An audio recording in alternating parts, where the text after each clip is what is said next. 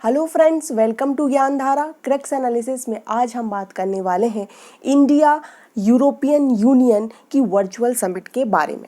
सो friend, recently ही India और European संघ के बीच में एक वार्षिक जो समिट हुआ करती थी उसका 15वां संस्करण 15 जुलाई को यहाँ पर हुआ और ये वर्चुअल लेवल पर समिट हुई है। क्योंकि पूरे ही विश्व में कोविड महामारी जो फैली हुई, इस वजह से जितनी भी जो ग्लोबली बड़ी बड़ी समिट्स या सेमिनार्स जो हो रहे हैं वह वर्चुअल लेवल पर ही हो रहे हैं। तो आइए जानें कि इस समिट में क्या क्या हुआ, क्या क्या निर्णय लिए गए। इसे जानने से पहले थोड़े कुछ नज़र हम यूरोपियन यूनियन के बारे में डालें कि ये क्या है, कब इसका एस्टेब्लिशमेंट हुआ। यदि हम यूरोपियन यूनियन की बात करें तो ये एक क्या है, पॉलिटिकल एंड इकोनॉमिक एक यूनियन है, एक ग्रुप है। कितनी कंट्रीज हैं इसमें? 27 कंट्रीज का एक ये राजनीतिक और आर्थिक एक ग्रुप है, हम कह सकते हैं यहाँ पर, जो कि कहाँ पर प्राइमरली जो कंट्रीज़ हैं, इसके जो मेंबर्स कंट्रीज़ हैं वो कहाँ पर सिचुएटेड हैं। सारी की सारी जो कंट्रीज़ हैं वो यूरोप कॉन्टिनेंट की हैं। यदि हम इसके हेडक्वार्टर की बात करें तो इसका हेडक्वार्टर ब्रुसेल्स बेल्जियम में है। और यदि हम इसके फाउंडर्स की बात करें, जो फाउंडर मेंबर्स जो कंट्रीज़ हैं, फाउंडर कंट्रीज़ हैं, उनमें थी 6 कंट्रीज़ यहाँ पर थी।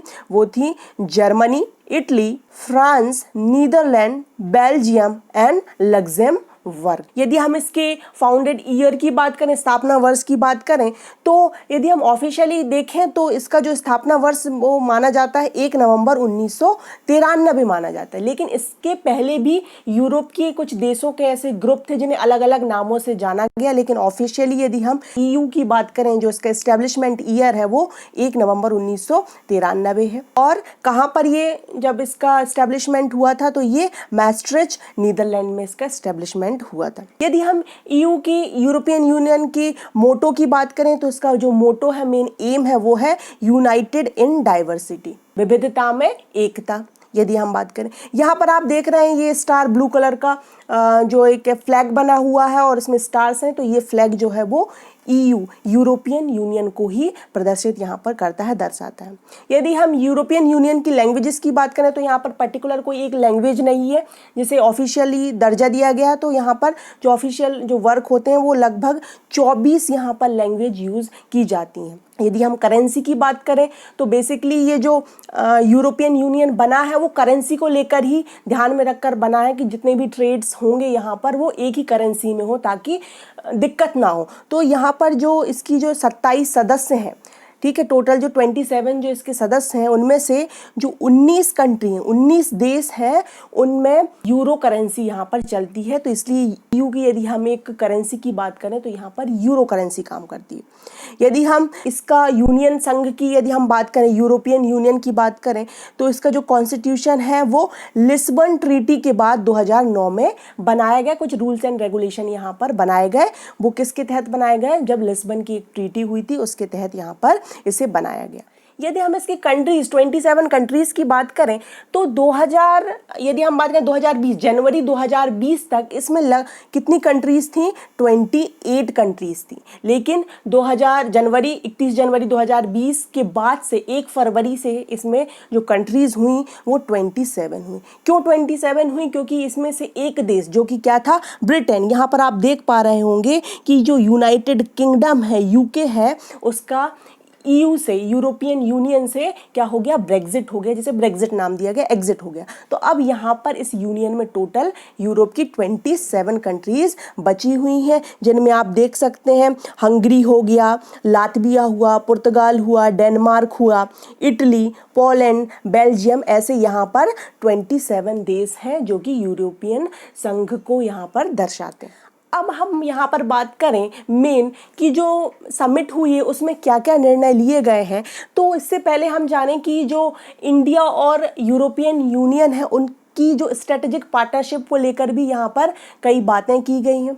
यहाँ पर यदि हम देखें तो कई क्षेत्र, कई एरियाज़ ऐसे हैं जहाँ पर इन दोनों ग्रुप्स ने मिलकर, इंडिया और EU की जो समिट हुई है उसमें इन पर बात की गई है। इसमें कई जो एरियाज़ हैं जैसे कि इकोनॉमिक बेस्ड हुआ, हेल्थ बेस्ड हुआ जो कि कोविड-19 को लेकर चल रहा है, एनर्जी बेस्ड हुआ, ठीक है, इन्वायरमेंटल बेस्ड हुआ, एजुकेशनल, साइंस एंड टेक्नोलॉजी, इन पर कुछ कुछ यहाँ पर एग्रीमेंट किए गए। इन विषयों पर यहाँ पर बात की गई।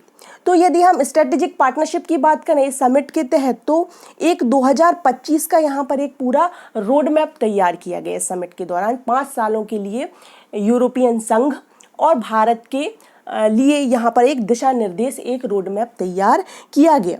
ये दोनों के लिए एक कॉमन रोड मैप तैयार किया गया कि 5 सालों के बीच में ये अपने संबंध, अपने रिलेशन को कैसे आगे बढ़ाएंगे और दोनों देश एक दूसरे की कैसे यहाँ पर मदद कर सकते हैं। इंडिया और यूरोप दोनों ही कैसे देश हैं, यदि हम देखें कि इंडिया भी एक क्या है, डाइवर्सिटी वाला कंट्री है, और जो EU है, ये जो ग्रुप है, यूरोपियन संघ का ग्रुप है, ये भी इसका मेन मोटो ही है यूनियन ऑफ डाइवर्सिटी। तो ये सारे के सारे ये मिलकर अपनी जो वैल्यूज़ हैं, अपनी डेमोक्रेसी को लेकर जो वैल्यूज़ हैं, रूल्स एंड लॉ हैं, ह्यूमन राइट्स हैं, इनको लेकर ये दोनों ही कैसे हैं, एक्स्ट्रा ये इक्वली कन्विंस्ड रहते हैं, कंसर्न रहते हैं। तो इसलिए ये जो निर्णय यहाँ पर लिए गए हैं, ये एक तरीके से यदि हम बात करें ना कि ट्रेड को ही लेकर, ये कल्चरल लेवल को भी लेकर यहाँ पर ध्यान दिया गया है। इंटरनेशनली, ग्लोबली अपने आप को अपलिफ्ट करने के लिए यहाँ पर बात की गई है। दोनों ही देशों के जो इंटरेस्ट है कॉमन है,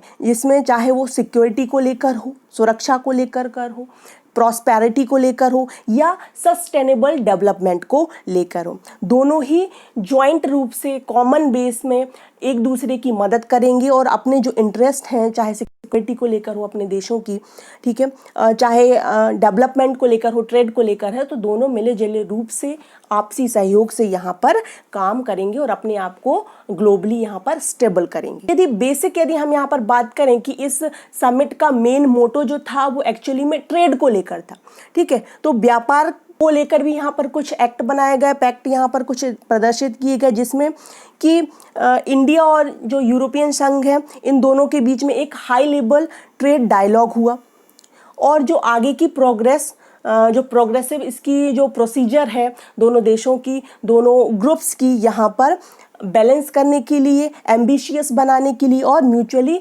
दोनों के लिए, दोनों ग्रुप्स के लिए बेनिफिशियल हो, इसके तहत कई यहाँ पर काम किए गए। कई एग्रीमेंट्स, इन्वेस्टमेंट एग्रीमेंट्स दोनों ही हम बोले ग्रुप और इंडिया के बीच में हुए। साथ ही साथ जो इरिटेंट्स हुए, कुछ डिस्कस हुए, चेन लिंकेजेस, कैसे क्या ट्रेड को यहाँ पर आगे बढ़ाया जाएगा, इन सब को लेकर यहाँ पर बात हुई। यदि हम बात करें इंडिया और EU की, तो इन दोनों ने ही एक फ्री ट्रेड एग्रीमेंट पर साइन किया था, जो कि किस पर बेस्ड था, ये था bilateral trade and investment agreement, BTIA पर था, जो कि 2007 में किया गया था। हालांकि ये आगे तक चला नहीं, कुछ इसमें डिसएग्रीमेंट हो गए थे दोनों ग्रुप्स के बीच में, लेकिन अब जब ये 15वीं जो समिट हुई है, इसमें फ्री ट्रेड एग्रीमेंट को लेकर भी प्रोग्रेसिव यहाँ पर दोनों ही ग्रुप्स का यहाँ पर दृष्टिकोण देखा गया है। यदि हम BTIA की बात करें तो ये क्या है, एक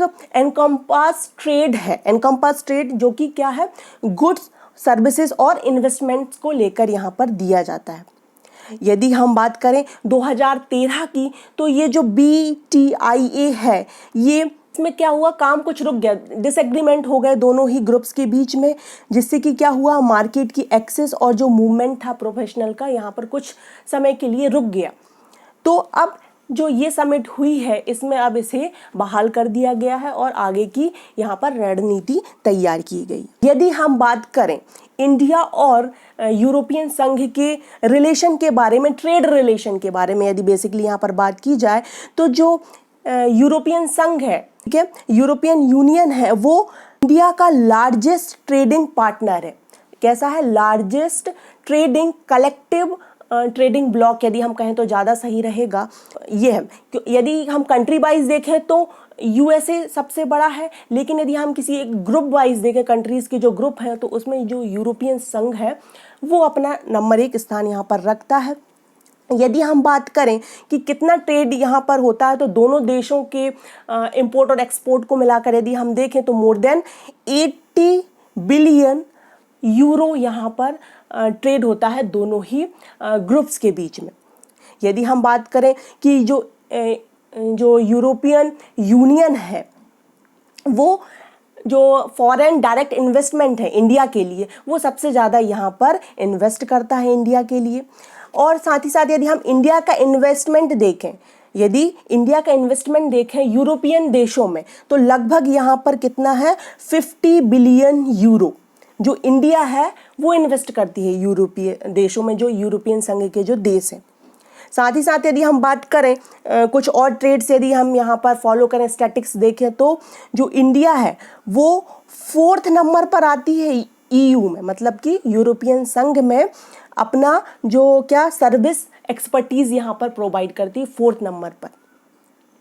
तो इस तरीके से दोनों ही देशों के बीच में जो व्यापारिक संबंध हैं वो अच्छे हैं, दोनों ही डेफिसिट में नहीं है, ना ही कोई एक्सेसिव यहाँ पर ट्रेड चल रहा, दोनों का ही लगभग बराबर है, 40 बिलियंस के दोनों ही एक्सपोर्ट और इम्पोर्ट में अपनी भागीदारी रखते हैं।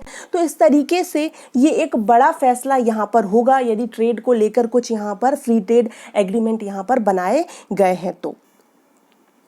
साथ ही साथ यदि हम इस ट्रेड के अलावा देखें तो यहाँ पर डिफेंस और सिक्योरिटी को लेकर भी कुछ कोऑपरेशन यहाँ पर दोनों ही ग्रुप्स के बीच में हुए हैं, जिसमें कि सबसे इम्पॉर्टेंट जो है कि न्यू मैरीटाइम सिक्योरिटी डायलॉग हुआ है कि कैसे हमें एक्सरसाइज करना है, दोनों ही देश की जो नेवल जो मिलिट्री है या मैरीटाइम्स जो वैल्यूज़ हैं उनको कैसे यहाँ पर आगे बढ़ाना, क्राइसिस को कैसे मैनेज करना है, ठीक है। तो और इंडियन जो नेवी है और साथ ही साथ जो यूरोपियन यूनियन नेवल फोर्स जो है वो अटलांटा में कैसे एक दूसरे के साथ एंगेजमेंट करेंगे, कैसे एक्सरसाइज यहाँ पर दोनों ही देशों के होंगे, सैन्य अभ्यास, इस पर यहाँ पर बात की गई है। साथ ही साथ जो यूरोपियन यूनियन है उसने जो वेस्टर्न इंडियन ओशियन है, पश्चिमी दक्षिण इंडियन सागर, मतलब कि इंडियन ओशियन जो है वहाँ पर अपनी मिलिट्री कैसे काउंटर मिलिट्री वहाँ पर ऑपरेट करे इंडिया के साथ, इस पर भी लेकर चर्चा हुई है, ठीक है। यहाँ पर यदि हम बात करें कि इस समिट में जो इंडो चाइना जो यहाँ पर बॉर्डर को लेकर जो स्टैंड ऑफ हो रहा था उस पर भी यहाँ पर कुछ चर्चाएं हुई हैं। यहाँ पर जो यूरोपियन यूनियन है उसने अपना यहाँ कंसर्न दिखाया है। यदि हम बात करें इंडिया की central bureau of investigation CBI and Europol, दोनों ने ही मिलकर यहाँ पर एक नेगोशिएशन किया है, वार्तालाप की, यहाँ पर एक डायलॉग हुआ है जिसमें दोनों ही देशों के जो ब्यूरो हैं, सेंट्रल ब्यूरो ऑफ इन्वेस्टिगेशंस हैं, वो दोनों ही मिलकर ऑर्गेनाइज्ड रूप से क्राइम और टेररिज्म को यहाँ पर काउंटर करने के लिए रणनीति बनाएंगे। करेक्ट है।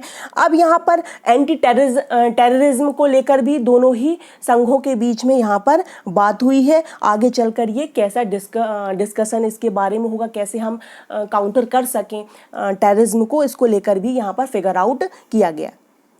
इसके अलावा भी कुछ महत्वपूर्ण नेगोशिएशंस हुए हैं दोनों देशों के बीच में, जिसमें सबसे महत्वपूर्ण यदि हम बात करें वो है न्यूक्लियर कोऑपरेशन एग्रीमेंट। यहाँ पर न्यूक्लियर एनर्जी को लेकर यहाँ पर बात हुई है, एग्रीमेंट्स हुए हैं, जिसके तहत जो यूरोपियन एटॉमिक एनर्जी कम्युनिटी, जिसे हम क्या बोलते हैं यूरोटॉम, शॉर्ट फॉर्म में बोलेंगे यूरोटॉम, और जो इंडिया की एनर्जी डिपार्टमेंट है, department of atomic energy of India, इन दोनों के बीच में ही ये एग्रीमेंट हुआ है। इसके तहत यदि हम देखें तो दोनों ही देश जो है अपने जो न्यूक्लियर से रिलेटेड जो भी हम बोलें जो भी टेक्नोलॉजी आई हैं, जो भी रिसर्चेस हुई हैं, दोनों ही देश, चाहे वो यूरोटॉम हो चाहे इंडिया का एटॉमिक एनर्जी डिपार्टमेंट हो, वो दोनों एक दूसरे के साथ साझा करेंगे ताकि जो सिविल यूज़ ऑफ न्यूक्लियर, यहाँ पर बात हो रही है कि समाज को कैसे न्यूक्लियर से यहाँ पर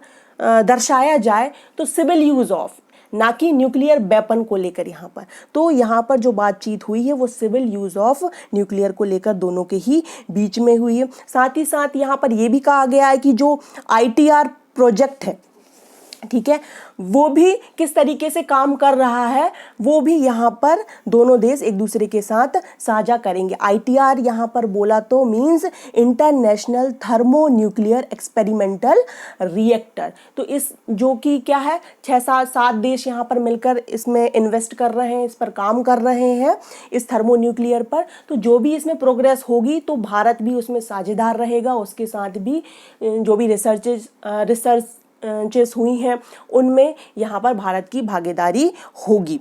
तो इस तरीके से यहाँ पर जो एनर्जी को, न्यूक्लियर एनर्जी को लेकर मेन यहाँ पर बात की गई है वो भी इम्पोर्टेंट है। अब चूंकि कोविड-19 चल रहा है तो कोई भी समिट हो और बिना कोविड-19 के हो जाए तो ऐसा तो होगा नहीं। तो जो कोविड-19 पैंडेमिक को लेकर भी जो दवाइयाँ हैं उसकी, या फिर हम बोलें जो भी वैक्सीन आ रही है, क्या क्या काम किए जा रहे हैं, इन दोनों को लेकर भी यहाँ पर बात हुई कि कैसे अपने अपने देशों में निपटा जा रहा है और ये एक दूसरे के साथ कैसे कोऑपरेट कर सकते हैं, एक दूसरे का कैसे सहयोग कर सकते हैं, इसके बारे में भी बात हुई है। दूसरा इम्पोर्टेंट यहाँ पर एक मेन मुद्दा ये भी रहा है कि जो सर्कुलर इकोनॉमी है, यदि हम इकोनॉमिक एरियाज़ के रूप में देखें तो यहाँ पर जो सर्कुलर इकोनॉमी है उसको लेकर भी यहाँ पर कुछ बातचीत हुई हैं, कुछ एग्रीमेंट्स यहाँ पर हुए हैं। साथ ही साथ साइंस टेक्नोलॉजी, जो रिन्यूएबल साइंस एंड टेक्नोलॉजी के लिए भी यहाँ पर कोऑपरेटिव बेस पर एग्रीमेंट हुए हैं और एक स्टेप अप किया है दोनों देशों ने, क्योंकि हमें पता है कि जो यूरोपियन संघ है या जो यूरोपीय देश हैं वो टेक्नोलॉजी के मामले में वहाँ पर एडवांसमेंट ज़्यादा है। तो जो भी कुछ यहाँ पर नई रिसर्चेस होंगी, नए नए टेक्नोलॉजी आएंगी, वह भारत के साथ यहाँ पर अपना साझा करेंगी। और मेन एक और यहाँ पर यदि हम चर्चा की बात करें तो वो थी पर्यावरण को लेकर, इन्वायरमेंट को लेकर, क्लाइमेट चेंज को लेकर। भारत ने कहा कि हम पेरिस समझौते का यहाँ पर पूरी तरीके से पालन करेंगे। तो इस तरीके से कुछ यहाँ पर नेगोशिएशंस हुए हैं दोनों ही संघ, यूरोपियन यूनियन और इंडिया के बीच में। लेकिन अब इसके तहत भी कुछ चैलेंजेस यहाँ पर देखे गए हैं कि जो यूरोपियन यूनियन है वो अभी कुछ जो प्रोटेक्शनिस्ट चल रहे हैं कि भाई अभी जैसे कि कुछ दिन पहले आत्मनिर्भर भारत की बात यहाँ पर की गई थी कि विदेशियों का यहाँ पर बहिष्कार होगा, विदेशी वस्तुओं का बहिष्कार होगा। मेन यहाँ पर जो हम कहें कि हमारे प्राइम मिनिस्टर हैं वो किसको यहाँ पर एनकरेज कर रहे हैं, आत्मनिर्भर भारत को। तो इसको लेकर भी यूरोपियन यूनियन के लिए यहाँ पर कुछ यहाँ दिक्कत का सामना करना पड़ रहा है कि भाई जब आत्मनिर्भर भारत की बात हो रही है तो आगे चलकर तो ये सब बनाने लगेंगे, तो एक्सपोर्ट इंपोर्ट का काम यहाँ पर ट्रेड कैसे होगा। तो ये कुछ चैलेंजेस यहाँ पर दिए गए। साथ ही साथ यदि हम भारत की इंटरनल मैटर की बात करें तो यहाँ पर कुछ अपनी चिंता जाहिर की है यूरोपियन संघ ने, जो आर्टिकल 370 जो जम्मू कश्मीर से यहाँ हटाया गया उसको लेकर भी, साथ ही साथ जो सिटीजन अमेंडमेंट एक्ट है उसको लेकर भी अपनी यहाँ पर कुछ चिंता जाहिर की गई है इसके बारे में। तो इससे क्या हुआ कि जो रिलेशनशिप में कुछ ऐसा कहा गया है यूरोपियन यूनियन की तरफ से कि जो 3% ऑफ ट्रेड है वो घट गया है यूरोपियन यूनियन का भारत की तरफ से। तो ये कुछ चिंता यहाँ पर जाहिर की गई है। लेकिन आगे चलकर इस तरीके से यदि दोनों ही ग्रुप्स के बीच में, इंडिया और यूरोपियन संघ के बीच में इस तरीके के यदि एंगेजमेंट हो रहे हैं, बातचीत हो रही है, तो ये जो सारे मसले हैं इनको सुलझा लिया जाएगा और ये आगे चलकर दोनों ही ग्रुप्स के लिए महत्वपूर्ण भूमिका यहाँ पर निभाएंगे, ताकि दोनों ही अपने इकोनॉमिक लेवल को ग्लोबली हम बोले मैप पर यहाँ पर दर्शा सकें। और भारत के लिए भी इस तरीके के एंगेजमेंट जो यूरोपियन संघ के साथ हो रहे हैं ये भी महत्वपूर्ण भूमिका निभाएंगे, क्योंकि अभी आप देखें कि 2022 में जो भारत है वो G20 को होस्ट करेगा और G20 में भी जो मेंबर्स हैं वो अधिकतर यूरोपियन संघ के भी हैं और यूरोपियन संघ के हैं। साथ ही साथ यदि हम देखें कि 2021 से भी इंडिया की जो नॉन परमानेंट मेंबरशिप है यूएन में, सुरक्षा परिषद में, वो भी स्टार्ट होने वाली है। और हम जानते ही हैं कि यदि यूएन की बात करें तो कहीं ना कहीं जो सिग्निफिकेंस है यूरोपियन संघ का, यूरोपीय देशों का यूएन में, वो बढ़ता जा रहा है। तो इस तरीके से यदि हम बायलैटरल लेवल पर देखें कि यूरोपियन संघ के साथ भारत इस तरीके के एंगेजमेंट कर रहा है, डायलॉग्स कर रहा है, बातचीत कर रहा है, तो इन सब क्षेत्रों में भी कहीं ना कहीं भारत अपनी भूमिका ग्लोबली मैप पर दर्शाएगा। आई होप आपको ये वीडियो अच्छा लगा होगा। आप हमें फेसबुक पर भी ज्वाइन कर सकते हैं और साथ ही साथ इंस्टाग्राम पर भी फॉलो कर सकते हैं। So please like the video and subscribe the channel and keep learning.